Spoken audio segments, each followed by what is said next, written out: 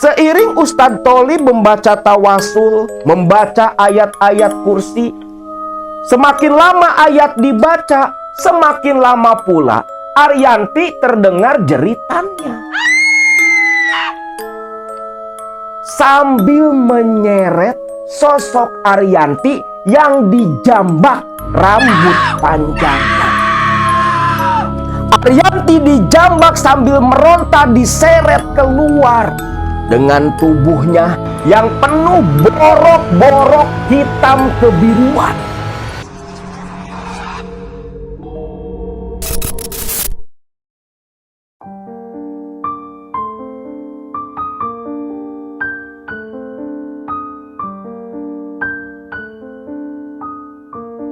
Assalamualaikum warahmatullahi wabarakatuh. Salam sejahtera buat semua Baraya KMS dimanapun kalian berada. Kisah kali ini berasal dari sebuah desa di daerah Jawa Barat. Sebut saja Desa Ranca Senggang. Sebuah pedesaan yang terletak di bawah kaki hutan jati, di sebuah pegunungan yang dikelola oleh perhutani. Desa ini desa yang begitu damai, asri. Para penduduknya terkenal cukup agamis.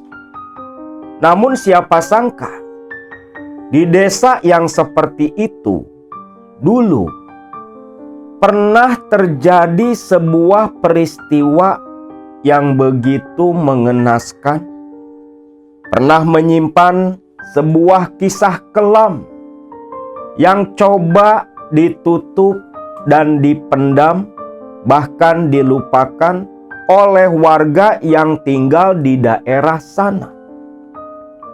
Namun, walau seperti itu, kisah masa lalu yang coba dilupakan oleh warga, tetap saja di waktu-waktu tertentu, pemakaman yang berada di pinggiran hutan jati di dekat kebun kelapa milik warga.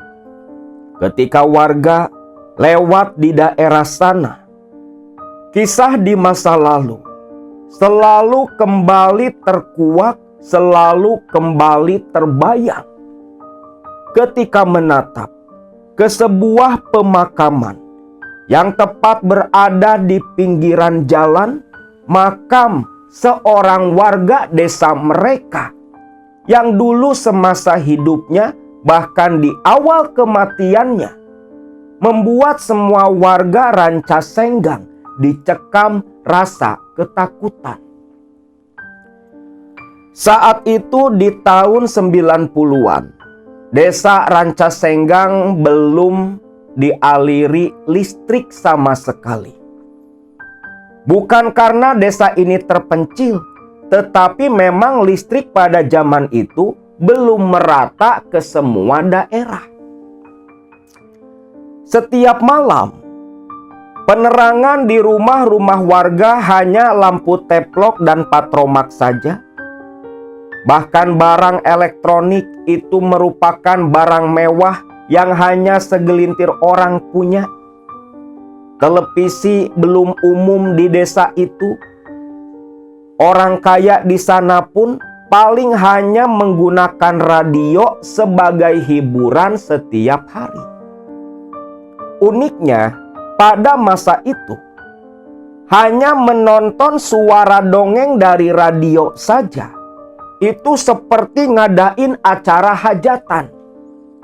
Di rumah Juragan Sobari, salah satu orang kaya di sana, setiap selepas Isya, halaman rumah penuh dengan warga yang membawa tikar, bahkan sampai ada yang berjualan hanya untuk mendengarkan radio yang disetel Juragan Sobari. Namun justru suasana seperti itulah yang membuat unik dan membuat hubungan antar warga begitu erat karena sering berkumpulnya bersama di waktu malam. Nah, satu ketika saat itu ada beberapa orang warga yang sedang berkumpul di sebuah warung milik Mang Juhana. Di warung Mang Juhan ini memang buka selama 24 jam karena satu-satunya warung yang ada di Rancasenggang yang barang dagangannya begitu komplit. Saat itu Mail, Eros, Ucok, dan si Sarip yang memang selalu begadang tiap malam, ditugasi ronda oleh ketua RT di sana, tentunya bukan tanpa upah sama sekali. Mereka berempat duduk ngopi di warung Mang Juhan sambil menikmati suasana malam hanya diterangi lampu teplok di atas meja kayu. Di tengah asiknya mereka ngopi malam itu sambil bercerita. Walau sebenarnya semenjak tadi maghrib, bulu kuduk semua warga pada meremang. Orang-orang ketakutan. Ketika malam datang, pintu-pintu rumah sudah tertutup rapat. Karena semenjak azan maghrib berkumandang dari musola yang tak jauh dari desa mereka. Entah kenapa, anjing dan sejenisnya itu selalu berbunyi dan bersuara dengan suara yang begitu mengirik hati.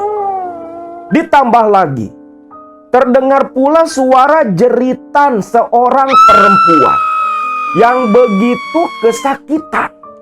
Suaranya begitu memilukan, membuat siapapun langsung berdebar jantungnya ketakutan. Ketika mereka berempat asik main kartu gaple, suara jeritan perempuan itu kembali terdengar, melengking di tengah malam. Mereka berempat lantas terdiam. Bahkan Mang Juhan, si pemilik warung, sampai pucat pasi wajahnya tegang menatap ke arah mereka berempat. Tuh, Mail, udah mulai lagi. Ampun dah, kalau tiap malam seperti ini, Mamang kayaknya nggak bakal buka 24 jam. Ucap si Mang Juhan. Lah, nggak usah gitu, Mang.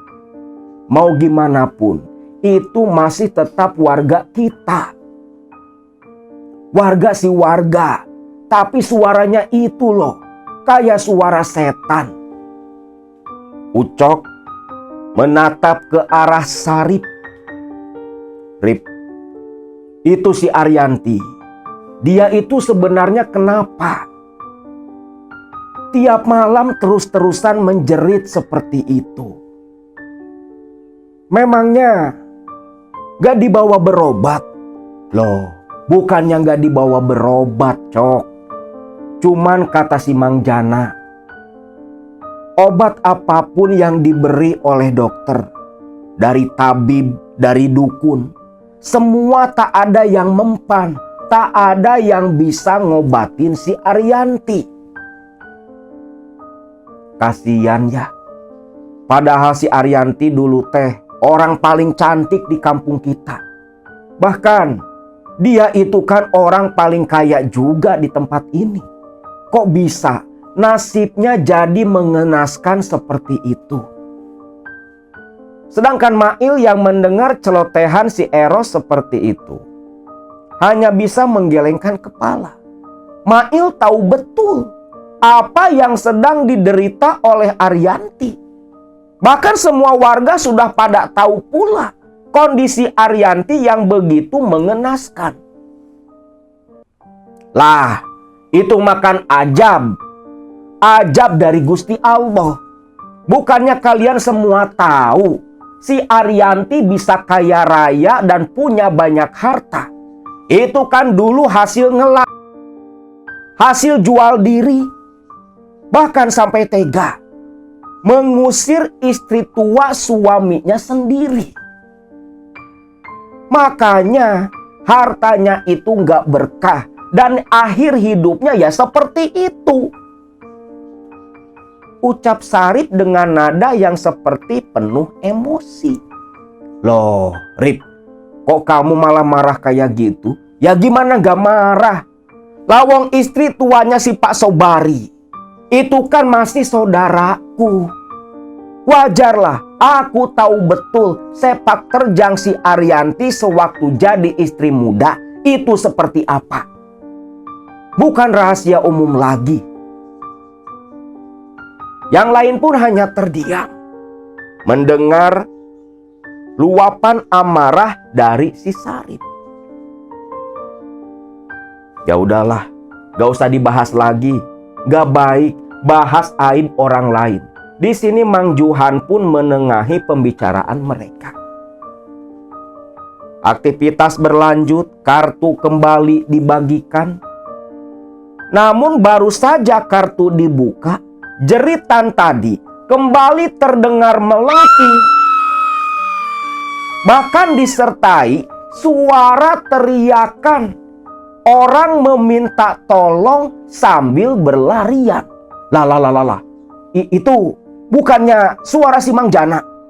Iya, si Mang Jana. Yuk, ke sana yuk, ucap Mail.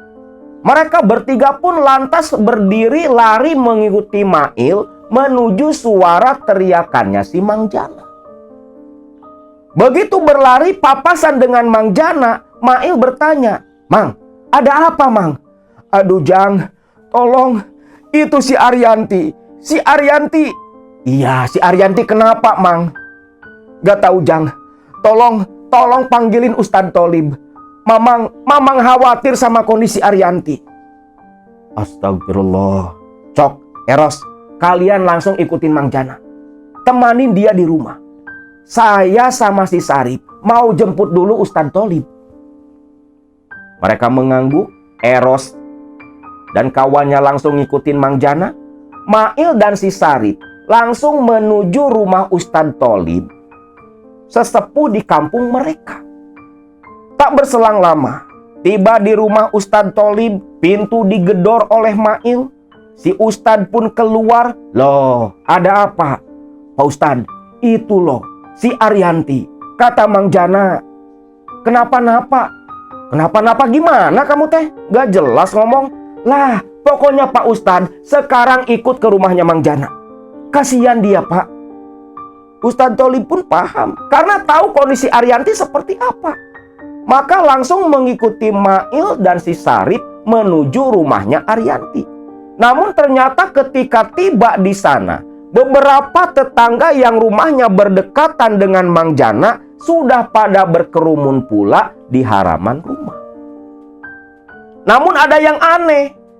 Orang-orang yang berkerumun di halaman, termasuk si Ucok dan Eros, mereka semua menutup hidung dan mulutnya. Bahkan ada beberapa yang sampai muntah-muntah di bawah pohon nangka. Begitu Mail masuk ke halaman, pahamlah dia kenapa semua orang bersikap seperti itu. Karena ternyata dari dalam rumah tercium bau busuk seperti bangkai yang begitu menyengat. Di sini Ustadz Tholib menutup hidung dan mulut dengan sorban yang dia kenakan. Bergegas menerobos kerumunan masuk ke dalam. Sedangkan Mail dan si Sarip duduk bergabung dengan Eros dan si Ucok yang sedang jongkok di dekat pohon nangka. Ucok membantu Eros yang terus muntah memijat-mijat tengkuknya. Tak berselang lama terdengar suara Ustadz Tholib yang tawasulan di dalam kamar Arianti. Disertai isak tangis dari Mang Jana dan Birumsah, orang tua Arianti. Suasana tengah malam itu pun begitu tegang. Hanya sesekali suara muntah para tetangga yang ada di halaman yang terdengar malam itu.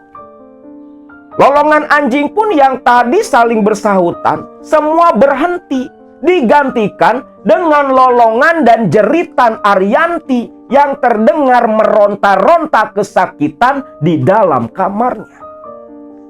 Seiring Ustadz Tholib membaca tawasul, membaca ayat-ayat kursi, semakin lama ayat dibaca, Semakin lama pula Arianti terdengar jeritannya. Seolah suara ayat yang keluar dari mulut Ustadz Tholib itu menyiksa Arianti.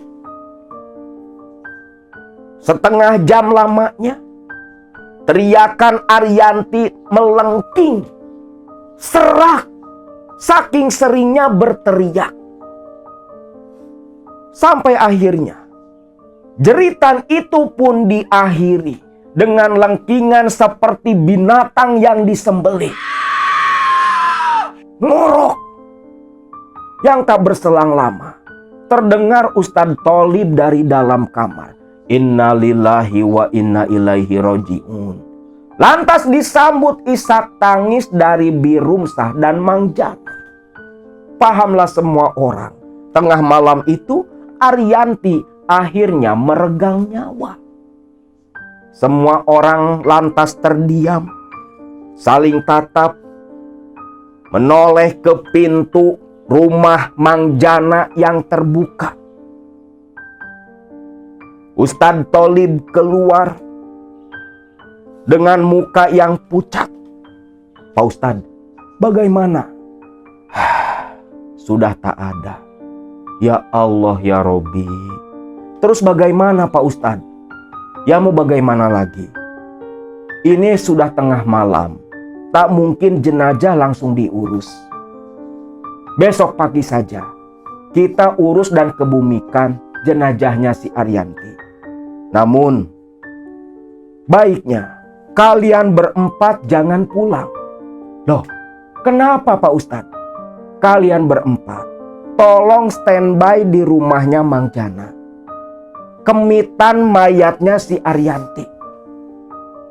Tungguin jenazahnya. Jangan kemana-mana. Takutnya si Mang Jana dan Birumsah ada keperluan dan tak ada teman. Soalnya para tetangga semua pasti pada pulang. Cuman kalian berempat. Hitung-hitung pindah ronda ke rumahnya Mang Jana. Dengan terpaksa Mail dan kawan-kawannya menyetujui permintaan Ustadz Tholib. Ya sudah, kalau begitu Bapak mau pamit pulang. Besok lepas subuh datang lagi kemari. Dan jangan lupa, besok subuh sekalian diaturkan bagi-bagi tugas buat gali kuburan Arianti. Baik Pak Ustadz. Ustadz Tholib pun pulang sendirian.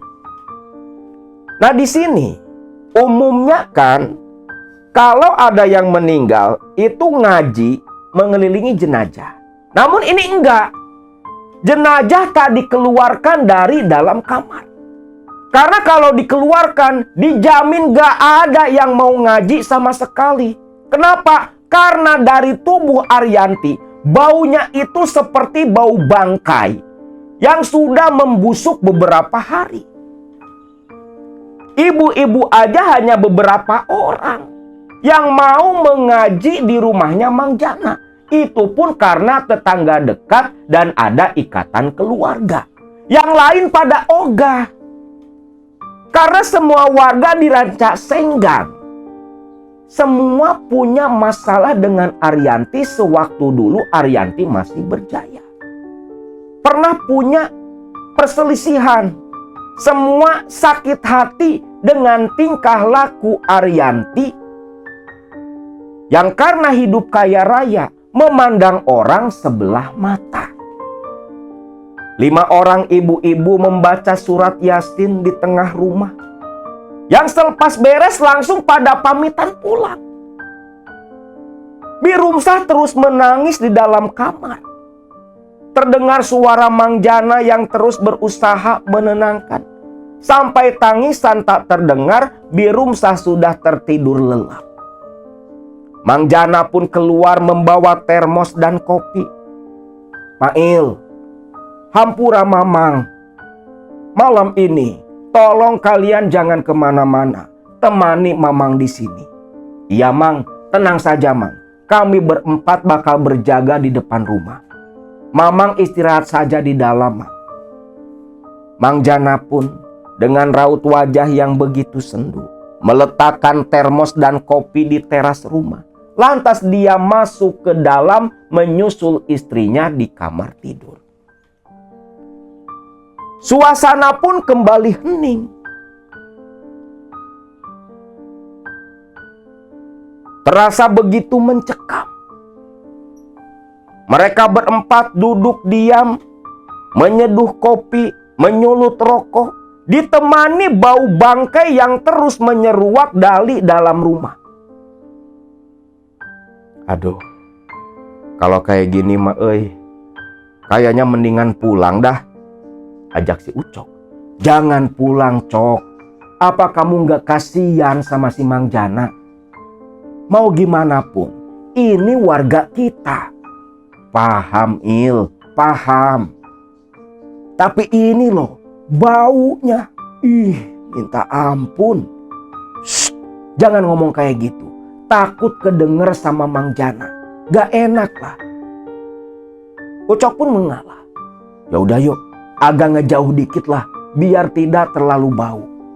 Tikar pun mereka gulung, pindah ke ujung halaman depan, ke pinggiran jalan.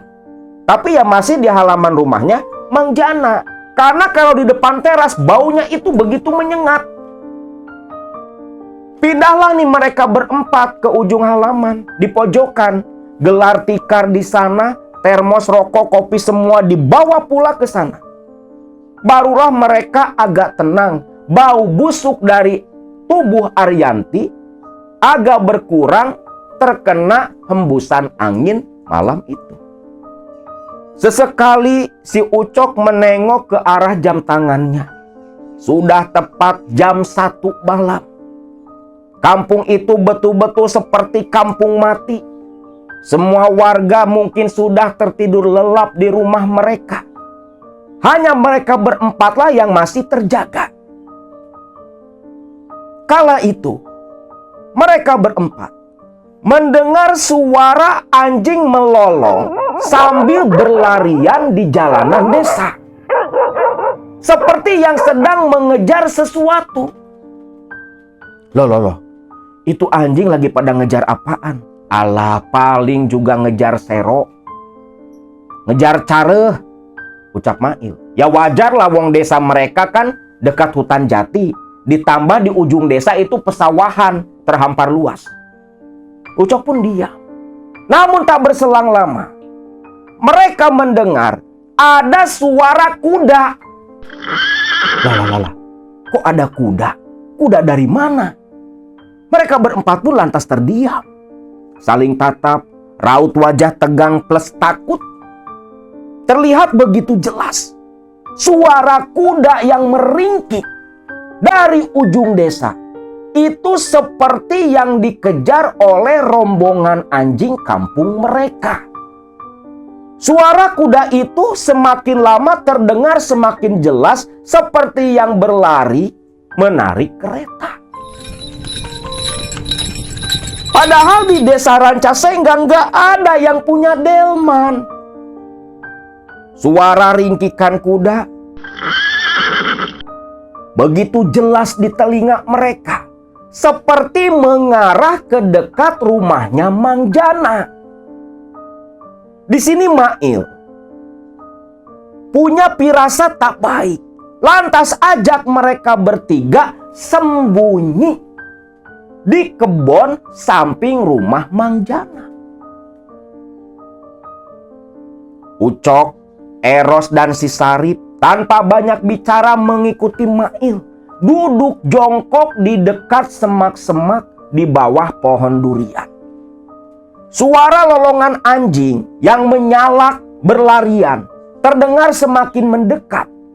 Dan betullah ada 5 ekor anjing yang berlari begitu kencang lewat di depan rumahnya Mang Jana. Ternyata bukan anjing yang lagi ngejar kuda. Justru anjing-anjing inilah seperti yang berlari ketakutan dengan munculnya suara kuda. Bulu kuduk mereka semua meremang, tubuh udah gemetar ketakutan. Ketika melihat seekor kuda hitam yang begitu tinggi dan besar berlari dan berhenti tepat di depan halaman rumah Mang Jana. Jelas kuda itu menarik kereta, bukan delman yang terbuka pinggirannya. Kuda ini menarik kereta kencana tertutup seperti di zaman-zaman dulu. Kayak kuda yang narik kereta yang biasa ditempati oleh para bangsawan di masa lalu.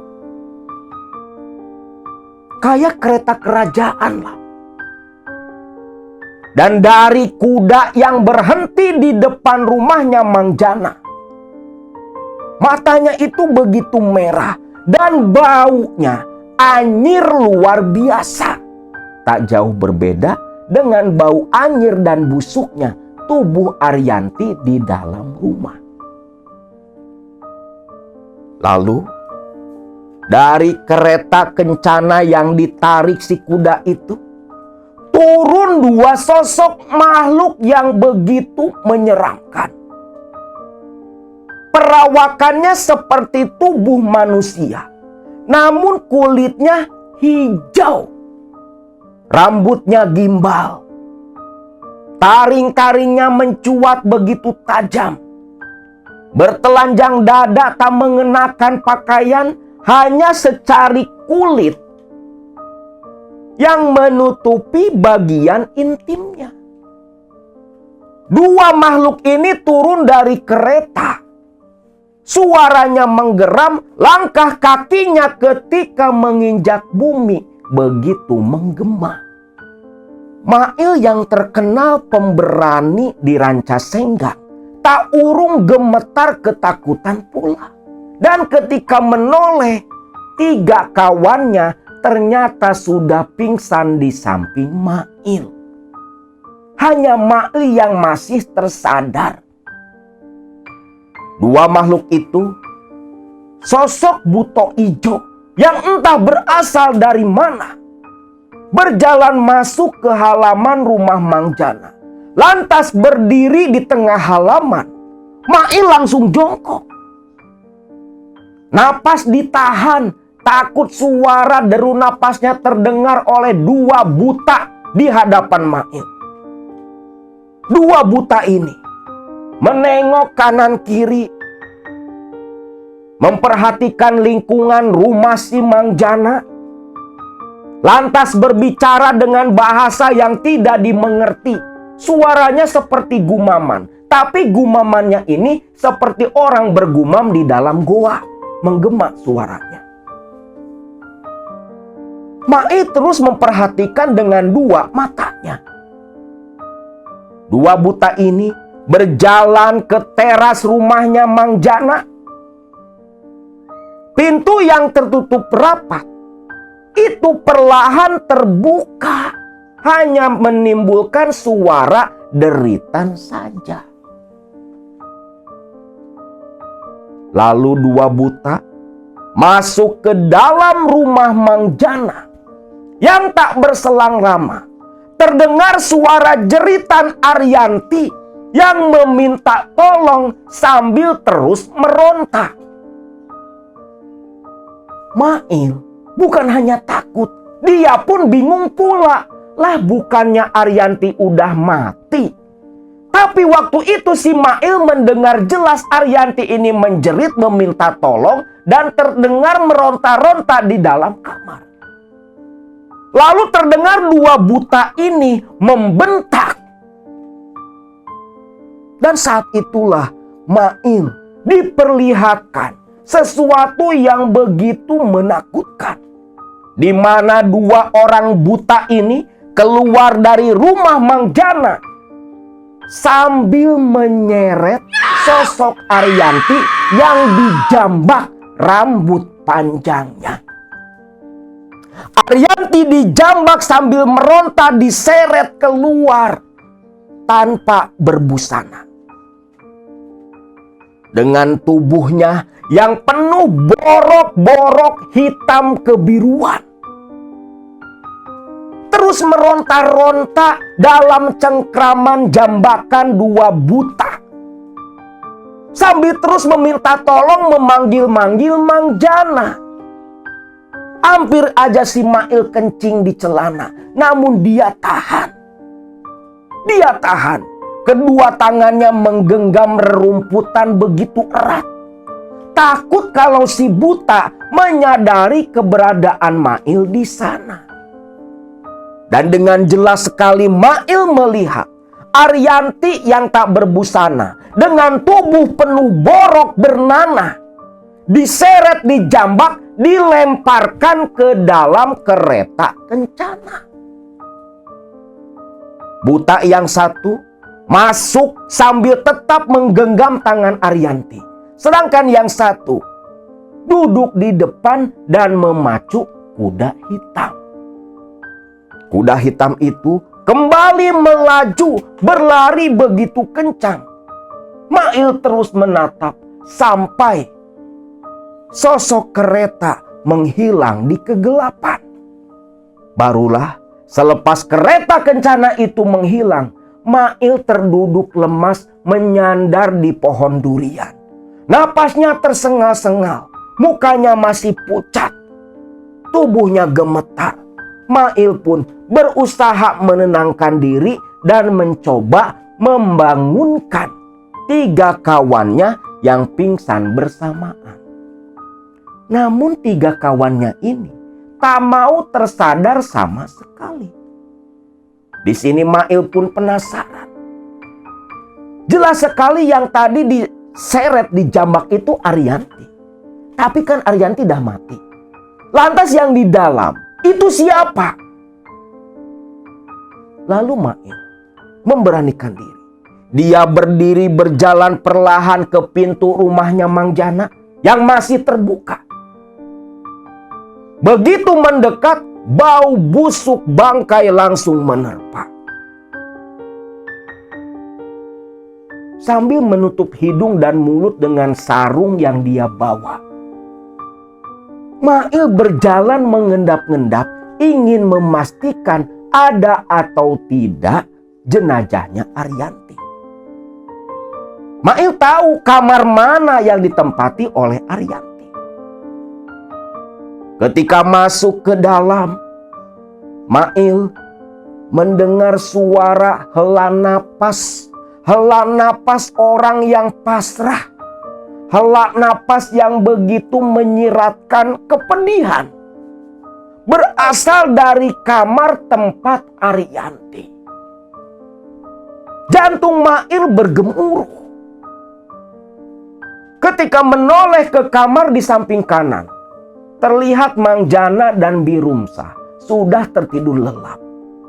Lantas siapa?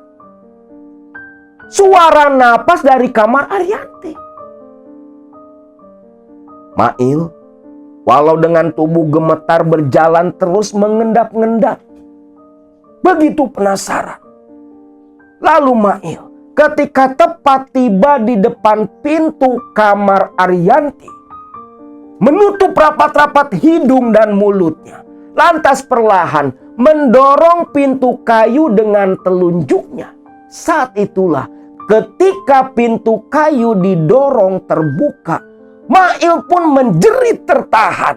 Ada sosok Arianti di dalam, duduk di atas ranjang dengan tubuh penuh borok menyeramkan. Tak pikir panjang, di sini Mail lantas lari keluar dari rumah Mang Jana. Ketika keluar dari rumah lari ke jalanan, adzan awal dari musola pun terdengar. Ustadz Tholib. Mail langsung lari ke musola minta tolong ke Ustadz Tholib. Begitu tiba di musola, memang Ustadz Tholib lagi adzan awal. Langsung disambung tahrim. Masuk ke musola, Pak Ustadz. Astagfirullahaladzim. Tumik langsung dimatiin sama Ustadz Tholib. Ada apa, Il? Pak Ustadz, si Arianti, Pak Ustadz. Si Arianti kan udah meninggal, Il. Mana kawan-kawanmu? Pingsan Pak Ustadz, pingsan. Ada apa? Mail pun cerita apa yang dia lihat, apa yang dia saksikan. Mendengar ada kereta kuda berhenti di depan rumah Mang Jana. Ada 2 buto ijo yang turun dan menyeret menjambak Arianti. Ustadz Tholib pun pucat pasi. Terlebih lagi ketika Mail bilang, ada sosok Arianti duduk di kamar dengan badan penuh borok. Astagfirullahaladzim, astagfirullah. Lah, lantas 3 kawanmu mana? Pingsan Pak Ustadz, pingsan. Ya Allah ya Robbi. Kenapa nggak kamu bangunkan? Nggak mau sadar Pak Ustadz. Ya udah, ambil air botol tuh di sudut masjid tuh. Bawa kemari. Tunjuk Ustadz Tholib. Mail pun menurut, lantas menuju ke botol di dalam masjid, di pojokan. Dia ambil, dia sodorkan ke Ustadz Tholib. Ustadz Tholib pun membuka tutup botolnya, lantas dia berdoa. Nih air cipratin ke tubuh mereka. Basuh ke wajahnya. Insya Allah sadar. Nanti langsung bawa kemari. Baik Pak Ustadz. Mail pun balik lagi dong ke rumahnya Mang Jana. Namun ketika tiba di halaman rumah Mang Jana, itu pintu sudah tertutup begitu rapat. Mail tak pikir panjang mendekat ke 3 kawannya. Bismillahirrahmanirrahim. Allahumma sholli ala sayyidina Muhammad. Langsung dicipratin tuh ke tubuh 3 kawannya ini. Lalu si air dalam botol dibasuh ke wajah mereka. Mail terus membangunkan. Barulah mereka bertiga tersadar. Lantas seperti orang linglung bertanya-tanya kenapa mereka pingsan tiduran di kebun Mang Jana. Namun di tengah Mail yang mencoba menyadarkan dan menjelaskan kepada ketiga kawannya ini, terdengar suara tangisan menyayat hati dari belakang mereka. Ketika Mail dan 3 kawannya menoleh ke arah suara tangisan, tepat di samping rumah Mang Jana, di situ sosok Arianti berdiri dengan tubuh penuh borok, hanya mengenakan kain samping sebagai penutup badannya, menangis sesenggukan sampai pundaknya bergetar. Tak pikir panjang lagi, Mail pun menyeret 3 kawannya lari pontang-panting ke musola kampung mereka. Tiba di musola, Ustadz Tholib menyuruh mereka ambil air wudhu, sholat sunnah di dalam, lantas disuruh diam, jangan banyak berbicara. Lalu si Mail disuruh azan. Biasanya nih sebelum azan itu warga sudah pada berdatangan sholat subuh berjamaah. Namun entah kenapa subuh itu tak ada satu warga pun yang datang. Ditunggu beberapa menit, belum ada yang datang pula selepas Mail azan. Akhirnya sholat subuh pun dilaksanakan berjamaah hanya dengan Mail, Eros, Ucok, dan Sarip. Selepas sholat subuh selesai, beres wiridan, barulah Ustadz Tholib bertanya kepada mereka berempat, kenapa? Mereka berempat pun bilang, kalau tadi ketika pergi dari rumah Mang Jana, mereka melihat sosok Arianti yang sudah mati menangis di samping rumah Mang Jana. Ya Allah ya Robbi, ya sudah. Sekarang kita sama-sama ke sana. Mungkin warga sudah pada kumpul di rumahnya Mang Jana. Namun aneh nih, ketika keluar dari musola, jam segitu mah warga dah pada aktivitas biasanya. Lah ini nggak ada satu orang pun yang keluar. Sampai digedor-gedor tuh sama si Mail. Ketika si pemilik rumah yang digedor sama Mail keluar, mukanya pucat.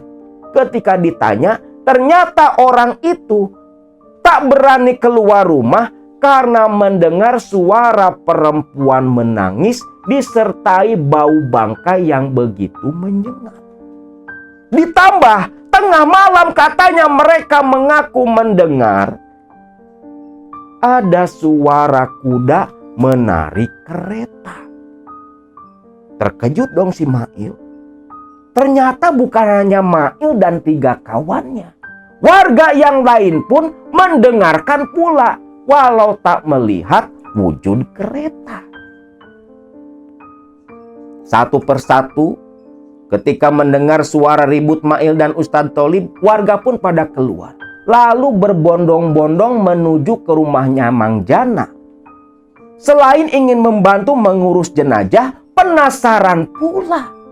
Karena semalam mereka mendengar suara tangisan dan bau bangkai yang jelas suara itu begitu mereka kenali adalah suaranya Arianti. Namun ketika tiba di rumahnya Mang Jana, warga masuk ke dalam mengikuti Ustadz Tholib. Ketika ditemani Mang Jana menuju kamar tempat jenazah Arianti, jenazahnya tak ada. Lu bayangin tuh ributnya warga kayak gimana. Jenazah ngilang dari dalam kamar. Ustadz Tholib pun menenangkan warga yang begitu ribut. Sudah. Jangan pada teriak. Berhenti. Sebaiknya kalian bantu cari di sekeliling rumah Mang Jana. Gerak cepat nih Mail dan 3 kawannya beserta beberapa orang warga menyisir sekitar rumah Mang Jana. Ada yang ke belakang ke arah kebun dan kolam ikan. Ada yang ke tempat kebun warga di samping rumah Mang Jana, tempat Mail dan kawannya pada sembunyi semalam nih. Di tengah warga yang sedang mencari jenazah Arianti, ada jeritan ibu-ibu dari belakang rumah Mang Jana. Sontak semua orang pun lari ke sana. Nah, di sini semua orang syok. Jenazah Arianti ditemukan di kubangan, pacilingan kalau kata orang kampung. Tempat buang air dan tempat pembuangan kotoran dari kamar mandi. Disitulah Arianti berada, mengambang di atas air yang begitu hitam. Udah mah tubuhnya borok-borok, bau bangke, bau busuk. Lah ini ditambah jenazahnya ngambang di pacilingan. Kayak septic tank, cuman gak ditutup atasnya. Tambah bau kan. Dan yang jadi pertanyaan warga, kok bisa jenazahnya pindah ke sana? Wah, banyak asumsi liar nih. Ada yang bilang jenazahnya jalan sendiri, ada yang bilang dilempar malaikat. Wah, segala macam. Namun ya pada akhirnya semua tenang oleh bentakan Ustadz Tholib. Jenazah Arianti dinaikkan ke darat. Selepas itu langsung menyuruh beberapa warga yang dipimpin oleh Mak Itoh, dukun beranak di kampung mereka, untuk langsung memandikan jenazahnya Arianti. Warga pun dibagi-bagi. 8 orang laki-laki ditugaskan untuk ke pemakaman menyiapkan lubang galian. Sisanya diatur di rumah untuk nanti memikul keranda. Lalu Mak Itoh beserta beberapa ibu-ibu ditugaskan memandikan jenazah Arianti. Ketika akan dimandikan di tempat pemandian jenazah darurat di belakang rumah, Mak Itoh dan ibu-ibu yang lain melihat dari mulut dan telinga Arianti itu keluar cairan hitam yang begitu busuk. Mereka kira itu cairan dari kolam pembuangan limbah kamar mandi. Namun ternyata ketika diguyurkan air hangat ke tubuh Arianti, cairan itu semakin banyak keluar, bahkan begitu kental. Ternyata darah kehitaman yang baunya begitu busuk keluar dari 5 lubang tubuh Arianti. Dari 2 lubang telinga, dari mulut yang menganga. Lalu ketika perut ditekan-tekan untuk mengeluarkan sisa kotoran, yang keluar itu lelehan darah kehitaman dari 2 lubang bawah Arianti. Dan baunya luar biasa, ibu-ibu sampai pada muntah. Kamper 5 bungkus dibawa semua, digabungin sama tuh air buat mandiin Arianti. Gak bisa menghilangkan bau busuk di tubuh Arianti. Terlebih borok-borok di sekujur badannya yang sudah pada membusuk, itu nanah dan darah kehitaman terus keluar pula. Sampai 1 jam coba. Cuman mandiin jenazahnya Arianti doang. Baru tuh cairan-cairan darah kental hitam dan nanah berhenti. Sampai baunya menyeruak di sekitar rumahnya Mang Jana. Semua orang ngeri. Pagi itu, Birumsah terus menangis di dalam kamar. Jenazah pun dibawa masuk ke dalam untuk dikapankan. Nah, ketika dibalut kain kapan, ini sampai ngabisin 12 botol minyak serimpi buat nyamarin bau di tubuh Arianti. Para penggali kubur 2 orang datang ke rumah melaporkan lubang sudah siap. Jenazah pun lantas disolatkan. Dan jam 8 pagi itu langsung dimasukkan ke dalam keranda, dipikul menuju pemakaman. Selama dipikul keranda jenazah Arianti sampai ke pemakaman, itu sampai 4 kali ganti pemikul jenazah.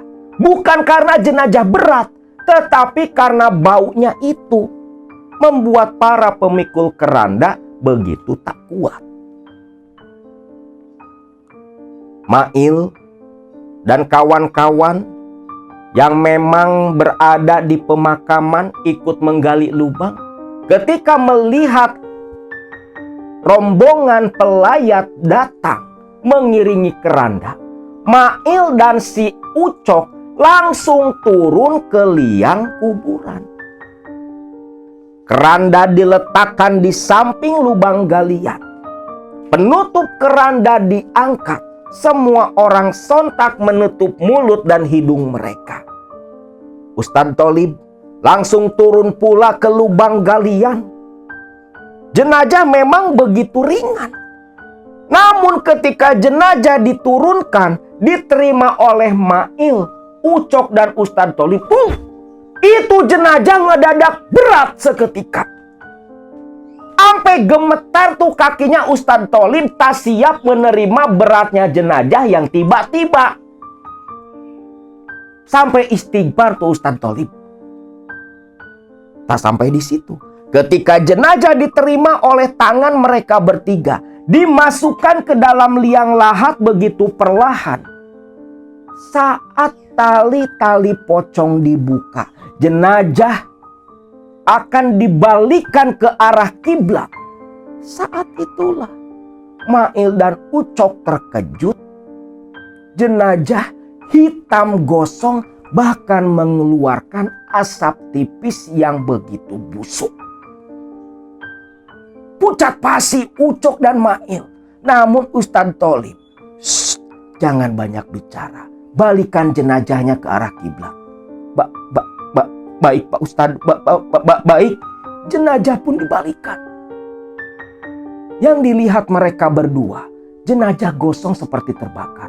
Tapi Ustadz Tholib justru melihat jenazah itu bukanlah tubuh manusia. Namun Ustadz Tholib ini gak banyak bicara. Lepas itu potongan kayu papan diturunkan menutup liang lahat. Langsung kembali ditimbun dengan tanah merah. Lepas selesai, jenazah ditimbun kembali. Pusara ditaburi kembang 7 rupa. Nisan kayu ditancapkan. Ustadz Tholib memimpin doa. ketika sedang memimpin doa inilah ada getaran seperti gempa kecil di area pemakaman. Seolah-olah pemakaman itu enggan menerima Arianti. Singkat cerita, prosesi pemakaman selesai. Para pelayat pun pulang. Namun ketika pulang ke perkampungan, Mail, Ucok, Sarip, dan si Eros tak langsung pulang ke rumah, tetapi malah mengikuti Ustadz Tholib. Loh, kok kalian gak pulang? Penasaran Pak Ustadz, ada apa sebenarnya? Kami curiga. Ya sudah, nanti kita bicara di rumah, ajak Ustadz Tholib. Mereka pun tiba di rumah Ustadz Tholib. Istri Pak Ustadz lantas menyiapkan kopi untuk mereka berempat. Lalu di sini Mail mewakili 3 kawannya. Pak Ustadz, sebenarnya si Arianti itu matinya kenapa? Tadi saya lihat jenazahnya gosong seperti terbakar. Bahkan ada asap putih mengepul. Ya kan, Cok? Pak Ustadz. Dan yang paling parah lagi Pak Ustadz, semalam itu kenapa? Kok ada 2 buto ijo ngambil Arianti ke rumah? Dan jenazahnya kok tiba-tiba ada di kolam pembuangan limbah? Ini sebenarnya ada apa Pak Ustadz? Apa mungkin si Arianti selama hidupnya muja? Mail dan kalian semua, mungkin tadi kamu dan si Ucok ngelihat jenazah gosong seperti terbakar. Iya Pak Ustadz, emang gosong kebakar tuh, ucap Ucok. Tapi kalau Bapak ngelihatnya lain. Lah, emang Pak Ustadz ngelihatnya apa? Yang tadi kita kuburkan itu bukan tubuh Arianti. Hah? Bukan tubuh Arianti? Lantas apa Pak Ustadz? Cuma gedebong pisang. Ya Allah ya Robbi. Kok bisa Pak Ustadz? Ustadz Tholib pun hanya menggelengkan kepala. Pak Ustadz jujur saja. Apa memang betul si Arianti dulu muja? Sebenarnya dulu juga Bapak ada curiga dengan si Arianti. Tetapi Bapak ini gak ketemu bukti sama sekali. Dan toh buat apa ikut campur urusan orang lain? Tetapi karena sudah jadi seperti ini, walhu alam bisawab, sepertinya memang si Arianti semasa hidupnya memang seorang pemuja. Terdiamlah mereka berempat. Mail teringat buto ijo semalam, berarti muja buta ya Pak Ustadz. Wallahu alam. Tapi yang jelas memang apa yang terjadi kepada Arianti itu pasti ada hubungannya dengan perbuatannya di masa lalu semasa hidupnya. Sudahlah, rahasiakan masalah ini. Jangan sampai kalian sebar ke orang lain. Takutnya malah menambah beban dosa kepada dia yang sudah meninggal dunia. Baik Pak Ustadz, kami tutup mulut. Lepas selesai ngopi, barulah Mail dan kawan-kawannya pulang ke rumah masing-masing. Lelah semalaman bergadang dan bertemu dengan hal-hal yang begitu menakutkan. Tiba di rumah mereka, mereka pun mandi dan tertidur begitu lelap. Malam harinya, semua kan pada tahlilan di rumahnya Mang Jana. Ketika sedang tahlil, membaca, mendawamkan kalimat tauhid bersama-sama, berzikir bersama di dalam rumahnya Mang Jana, mereka semua mencium bau busuk aroma tubuh Arianti. Yang padahal kan Arianti sudah dikuburkan, sudah nggak ada. Tapi ketika di tengah membaca kalimat la ilaha illallah, mereka semua berzikir, bau busuk itu menyeruak di dalam rumahnya Mang Jana. Maka beres tahlil nih orang-orang, biasanya kan pada duduk dulu, ngopi segala macam lah. Lah ini langsung pada pamitan pulang. Semua pada nggak tahan dengan bau di rumahnya Mang Jana. Anehnya, Mang Jana dan Birumsa nggak mencium bau itu sama sekali. Suasana pekampungan pun selepas Arianti mati begitu mencekam. Kampung mereka seperti diintai sesuatu yang begitu menyeramkan yang tak kasat mata. Dirasakan semua warga. Maka ketika yang tahlil bubar, semua tak ada yang berani keluar sama sekali. Walau pada malam itu tak terjadi hal apapun yang menimpa kampung Rancasenggang. Malam kedua, waktu itu bubar tahlilan si Sarip dan si Eros. Il, ngobor belut yuk. Ah, males euy. Alah, kenapa? Masih takut sama si Arianti? Kan udah mati, Il. Bukannya takut, lagi males aja. Emang mau ngobor kemana? Itu tuh, di sawah deket pemakaman. Wih, belutnya di sana banyak, Il. Ogahlah, kalian aja. Males, ucap Mail. Akhirnya cuma Sarip dan Eros lah yang ngobor belut pada malam itu. Dari rumah mereka berangkat sekitar jam 9 malam. Langsung menuju ke area pesawahan sambil membawa lampu teplok. Memang malam itu mereka berdua begitu mujur. Baru mulai masuk pesawahan sudah 2-3 ekor belut mereka dapat langsung dimasukkan ke dalam ember. Mereka terus berjalan menuju ke ujung pesawahan di dekat area pemakaman. Mereka berdua seolah lupa Arianti dikuburkan di sana. Pada nggak sadar nih dua orang. Betulan nih ketika tiba di sawah dekat area pemakaman, wih belutnya udah kayak mungutin tutut tuh. Gampang banget. Ampe baru setengah jam aja tiba di sana, mereka udah dapat setengah ember penuh. Di tengah asiknya mereka ngumpulin belut, mereka terdiam mendengar suara tangisan perempuan dari arah pemakaman. Sontak Sarip menoleh ke si Eros. Ros, kamu denger nggak? Denger, Rip. Ada yang nangis. Ah, gak bener ini, Ros. Gak bener. Yuk, kita ke saung sawah itu dulu, ajak si Sarip. Mereka menjauh dari area pemakaman. Tiba di saung sawah, mereka duduk terdiam, menatap ke arah pemakaman di ujung pesawahan.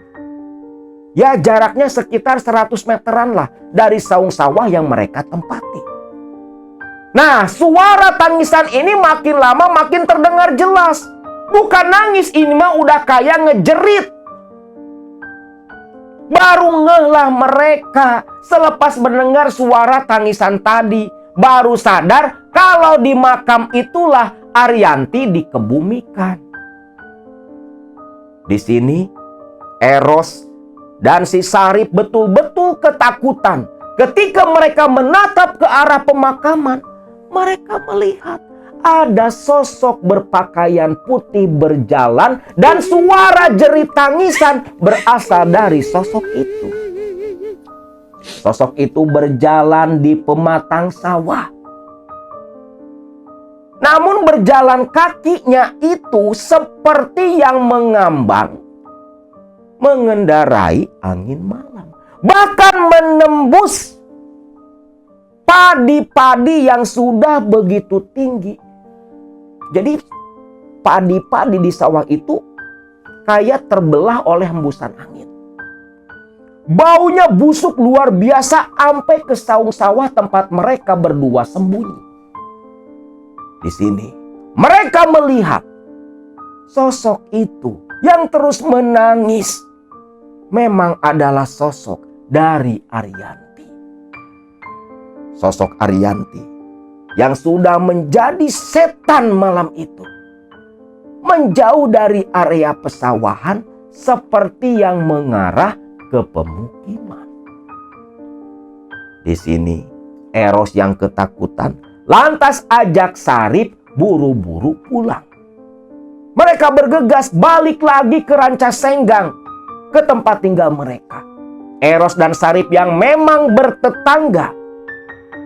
Ketika masuk pekampungan, kampung terasa seperti kampung mati. Mereka setengah berlari ketika tiba di rumah, mandi dan langsung menutup semua pintu. Gordeng ditutup rapat, lantas masuk ke dalam kamar menyusul istri mereka yang sudah tertidur lelap. Baru aja nih si Eros mau tidur, pintu belakang digedor. Terdengar suara Sarip. Eros terbangun. Istrinya bangun pula. Kang, itu kayak Kang Sarip? Iya Neng, kamu tunggu sebentar. Eros pun membuka pintu belakang. Ternyata Sarip dan istrinya membawa selimut dengan muka pucat ketakutan. Loh, ada apa? Ros, malam ini kita berdua nginap di rumah kamu. Emang kenapa? Takut Ros. Masih inget sama sosok si Arianti tadi di sawah. Ya Allah. Ya udah, masuk. Lah memang Sarip ini penakut sama bininya. Ini suami istri penakut banget nih. Padahal kan ketemu sama setannya kan di sawah. Pintu ditutup. Mereka berdua pun langsung ke ruang tamu. Nah di sini akhirnya Eros dan istrinya pun yang tadinya mau tidur lagi gak jadi. Malah berkumpul di ruang tamu. Mengelilingi lampu teplok yang diletakkan di tengah-tengah. Sambil terdiam dan menikmati teh hangat yang dibuatkan istrinya Eros. Nah ketika lagi asik pada ngobrol, jelek pada diem langsung mereka. Kenapa? Dari luar rumah mereka mendengar suara tangisan.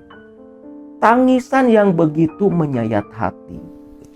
Disertai suara langkah kaki terseret-seret. Di jalanan di depan rumah mereka. Suara tangisan itu tak lain adalah suara tangisan Arianti disertai bau busuk bangkai yang begitu menyengat membuat mereka berempat memeluk pasangan masing-masing begitu erat. Suara tangisan itu begitu terdengar jelas berjalan di depan rumah mereka, bahkan sempat berhenti cukup lama di depan pintu rumahnya Eros. Kebayang rasa takut yang mereka berempat alami malam itu. Namun tak berselang lama, suara itu perlahan menjauh. Namun masih terdengar walau samar-samar. Akhirnya, kedua pasangan suami istri ini tak tidur sama sekali sampai pagi tiba. Dan begitu keluar dari rumah, berbarengan dengan warga yang lain keluar pula. Ributlah orang-orang di Ranca Senggang. Semua mengaku mendengar hal serupa malam itu. Bahkan ada yang bilang diketok pintunya, ada yang bilang dipanggil-panggil namanya. Dan yang diketok dan dipanggil namanya itu adalah mereka yang pernah punya sangkutan dengan sosok Arianti semasa hidupnya. Terlebih mereka yang belum melunasi bunga rentenir hutang ke Arianti. Rame dong. Sampai nggak ada yang adzan subuh tuh. Karena memang Ustadz Tholib lagi ada keperluan di kampung istrinya. Pasca pulang tahlilan semalam. Maka ketika Ustadz Tholib pulang di sore hari, Mai langsung laporan. Ustadz Tholib pun terkejut. Kampung jadi ndak aman. Dan malam-malam selanjutnya hal serupa pun terjadi. membuat warga semua ketakutan. Tak ada yang berani keluar rumah selepas maghrib. Musola jadi sepi, anak-anak berhenti ngaji. Warga pun tak ada yang merasa tenang di malam hari. Di sini 7 malam full. Tahlilan cuma 2 malam karena kedepannya ini mereka pada gak berani keluar malam. Tahlil berhenti. Birum sampai nangis terus. Sadar itu semua akibat dari dosa-dosa anaknya semasa hidup. Akhirnya karena sudah nggak tahan nih di malam ke-10 kematian Arianti nih. Warga pun berkumpul di rumah Ustadz Tholib. Meminta Ustadz Tholib mencari solusi agar sosok si Arianti ini tidak bergentayangan. Namun di sini Ustadz Tholib bingung mau mengambil langkah apa karena belum tahu betul apa sebenarnya penyebab Arianti gentayangan seperti itu. Ya walau sudah ada gambaran bisa menduga-duga, tapi kan kalau tak langsung dari orang tuanya Arianti, masalah apa yang sebenarnya terjadi? Ustadz Tholib nggak bisa sembarangan memvonis almarhum. Maka akhirnya di sini Ustadz Tholib ditemani Mail, Eros, Sarip, dan si Ucok. Itu langsung menemui Mang Jana di rumahnya. Ketika ketemu dengan Mang Jana, Ustadz Tholib pun bertanya, apa yang sebenarnya dulu almarhum lakukan semasa hidupnya. Namun di sini Mang Jana bungkam, seperti yang enggan berkata jujur. Lalu didesak nih sama si Mail, apalagi Sarip sambil emosi. Kayak polisi nginterogasi maling. Karena didesak sedemikian rupa, akhirnya si Mang Jana pun bicara sambil menundukkan kepala, lantas meneteskan air mata. Sambil menangis Mang Jana berkata jujur, Pak Ustadz, terus terang saja, dulu Arianti semasa hidupnya dia ini muja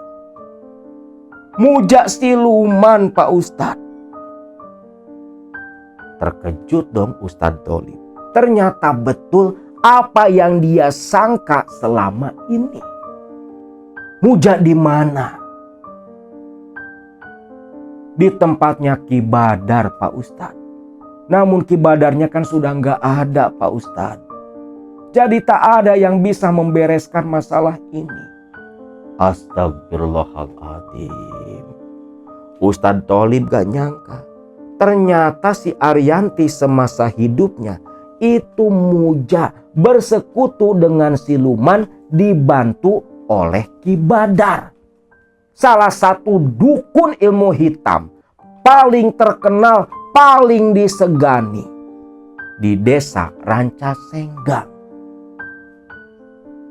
dan musuh besar dari Ustadz Tholib.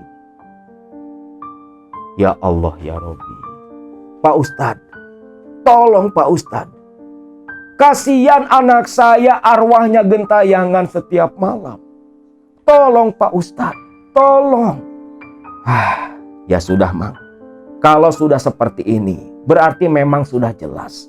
Saya memang sudah menduga-duga dari awal. Cuman kalau belum Mang Jana yang berbicara, saya tak berani berkata-kata. Tolong Pak Ustadz, tolong bantu agar arwah Arianti gak bergentayangan lagi di kampung kita. Malu saya Pak Ustadz, malu. Istri saya hampir gila didatangi tiap malam Pak Ustadz. Memang Birumsah ini kayak orang linglung. Ya gimana gak linglung? Gimana gak stres tiap malam didatangi arwah Arianti? Lalu di sini pun Ustadz Tholib mengumpulkan warga, diajak istighosah doa bersama di musola. Warga pun nurut semua, datang ke musola sampai musola tuh penuh. Laki, perempuan, tua, muda, sampai anak-anak ikutan pula. Istighosah digelar dipimpin oleh Ustadz Tholib. Ustadz Tholib jadi pemimpin, duduk paling depan bersila menghadap ke air di botol dan kembang 7 rupa untuk nanti ditaburkan di makam Arianti. Mulai beristighosah bersama dengan warga.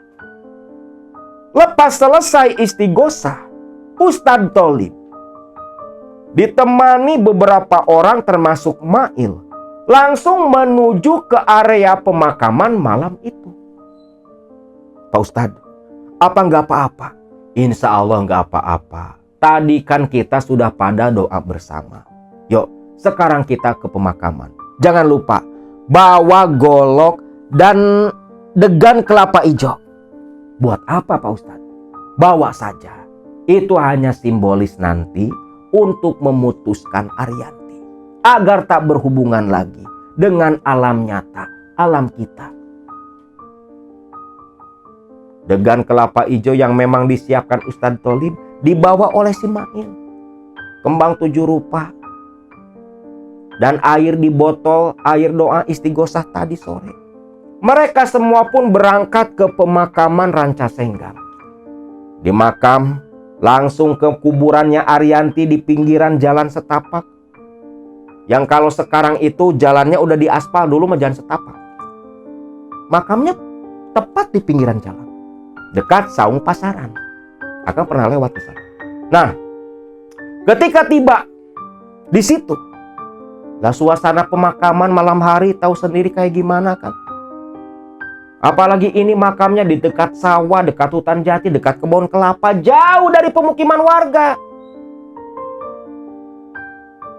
Di sini Ustadz Tholib pun lantas memimpin doa.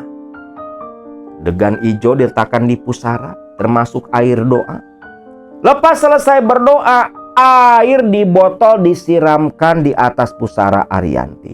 Kembang 7 rupa ditabur, lalu degan hijau diletakkan di tengah pusara. Ustadz Tholib meminta golok dari si Mail.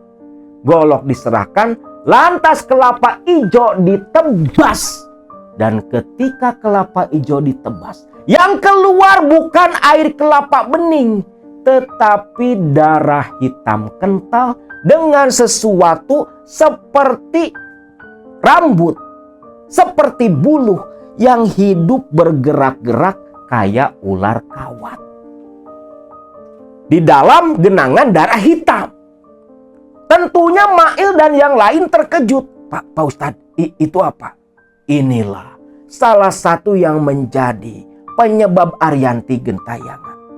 Sekarang gali lubang, 1 siku saja di pinggir pusaranya Arianti.